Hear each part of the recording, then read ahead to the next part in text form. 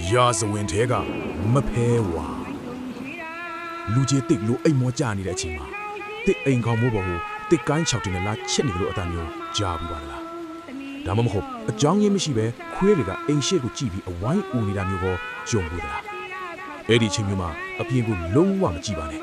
ဘာဖြစ်လို့လဲဆိုတော့အပြင်မှာအရက်8000မကမြင့်ပြီးအဝါရောင်ဝတ်စုံတဲ့အမျိုးသမီးကြီးတယောက်တဲ့အိမ်ရှိမှာရပ်နေတယ်လို့ပါပဲသူမဟာမြမရာဇဝင်ထဲမှာအကြောက်ဆုံးဖြစ်တဲ့မဖဲဝါပါပဲမဖဲဝါရဲ့စစ်မိကိုပြန်ကြည့်မယ်ဆိုရင်အင်းဝါခစ်စီကိုရောက်သွားပါလိမ့်မယ်သူမဟာတစ်ချိန်ကအလွန်လှပပြီးဝါရောင်ကိုအမျက်နှိုးဝစ်စင်တတ်တဲ့အမျိုးသမီးတူပါဒါပေမဲ့သူမရဲ့ကံကြမ္မာကအလွန်ရက်စက်ခဲ့ပါတယ်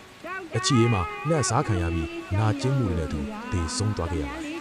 သူမရဲ့ဝိညာဉ်ဟာငရဲကိုလည်းမသွားနတ်ပြည်ကိုလည်းမတက်ဘဲသူမတင်ကြိုရာတင်ချိုင်းမြေမှာပဲအဆွဲအလန်းကြီးစွာနဲ့ကြံရစ်ခဲ့ပါတယ်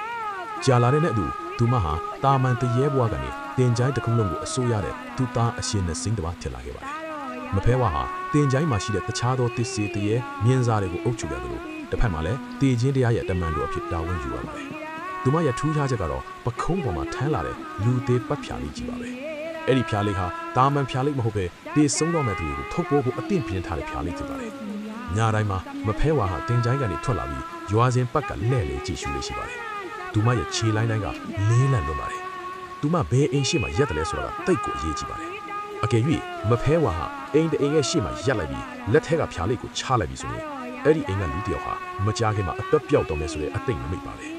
ဒါကြောင့်လဲဆေးလူကြီးတွေကညဘက်ခွေးဦးတန်ကြားရင်မဖဲဝါရဲ့ဖြားလိတ်ကလေးကိုကြော်သွားပါအောင်လို့တုံးကြီးနေတဲ့အတန်းနဲ့ဆူတောင်းနေကြတာပေါ့မဖဲဝါကိုတွေ့ဘူးတယ်ဆိုသူတွေဖြောပြချက်ရသူမဟာအရက်ကထမ်းပင်လာမြင့်တယ်လို့ဆိုပါတယ်သပင်တွေကဖားလျားချထားပြီးမျက်နာကတော့သွေးမရှိသလိုဖြူဆုပ်ပြီးအေးဆန်လို့ပါတယ်သူမဟာလူတွေကိုဒုက္ခပေးဖို့တဲ့လူသေးစရင်ကိုကောက်ယူဖို့ပိုးပြီးစိတ်အားထက်တဲ့သူပါ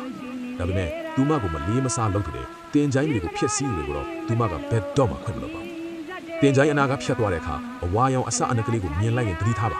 အဲ့ဒါမဖဲဝါရဲ့ထမီးစားဖြစ်နိုင်ပါတယ်သူမဟာတင့်ကိုစောင့်ကြည့်နေတာဖြစ်နိုင်ပါတယ်တေချင်းတရားရဲ့အနက်အတက်ထိပါလာပြီဆိုရင်တော့မဖဲဝါကတင့်စီကိုအလဲလာနေတယ်လို့မှတ်ရပါလိမ့်မယ်ကဲဒီညတော့အေးရမကင်းငယ်အိမ်တကားတွေမြဲမြဲပိတ်ထားပါအပြင်ဘက်ကနေဖြာလိတ်ချတယ်လို့မျိုးဘုံကနေအထမ်းကြားခင်ရင်လည်းလှဲ့မကြည့်ပါနဲ့မဖဲဝါဟာတင့်အင်းရှိမှာဖြာလိတ်ချပြီးတင့်ကိုပြုံးကြည့်နေတာမျိုးလည်းဖြစ်နိုင်ပါတယ်ညာချမ်းတိုင်းမှာဘေးကင်းစေပါစေအဆုံးထိကြည့်ရှုဖြစ်လို့ကျေးဇူးအများကြီးတင်ပါတယ်ခင်ဗျာ